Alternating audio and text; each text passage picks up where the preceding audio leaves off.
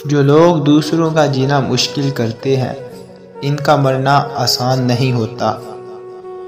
इबादत उस मुकाम तक नहीं पहुंचा सकती जहां गरीब की खिदमत पहुंचा देती है। इंसान जब ज़िंदगी के इम्तिहानों से गुज़र कर पत्थर हो जाता है तो कोई दिल दुखा भी दे तो बुरा नहीं लगता। ज़िंदगी की ठोकर बहुत निराली है, जब भी लगती है किसी की असलियत दिखा देती है या फिर कुछ ना कुछ सिखा देती है। लफ्ज़ कभी वापस नहीं पलटते और हम कुछ ना कुछ ऐसा ज़रूर खो देते हैं जो हमें फिर कभी नहीं मिलता। ज़मीन के ऊपर आजिज़ी से रहना सीखो, ज़मीन के नीचे सुकून से रह पाओगे।